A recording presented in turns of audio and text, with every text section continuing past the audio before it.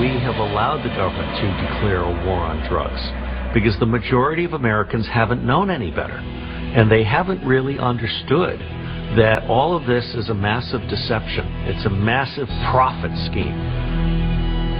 We must wage what I have called total war against public enemy number one in the United States, the problem of dangerous drugs. They can't even keep drugs out of the prison system. You know, they have guys in prison that ODs and things of that nature, even in the home.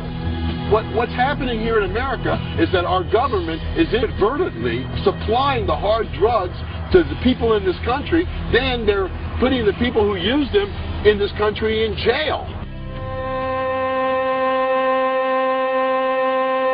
Fixated on terror, most Americans have forgotten they are fighting another war. Watch a nigga say, "Sew an eyeball back to your mama's sunny day, crying." But from its inception, the drug war has become the longest, most costly and destructive war in American history. The drug war is a perfect continuing example of why we will never win the war on terrorism.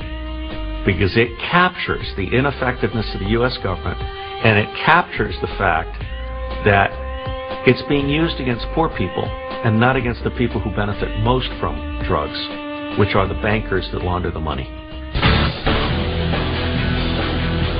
We don't send nicotine addicts to jail, and we don't send alcoholics to jail.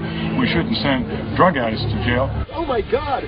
Do you mean they'll legalize marijuana and you could buy heroin at 7-Eleven? People have to realize that most of our history we didn't have federal laws against the use of drugs. $50 billion a year at the local, state, national level, clogging our courts year after year. I mean, people fighting the drug war need to articulate that what we're after is not blanket legalization, but decriminalization.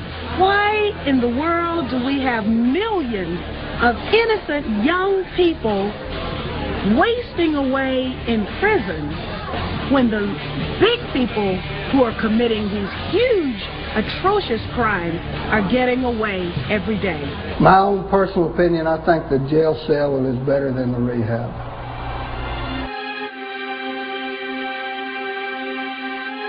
This year is the 30th anniversary of the Drug Enforcement Agency. It was created by Richard Nixon in 1973, and Richard Nixon is really the creator of the this drug war from 1971.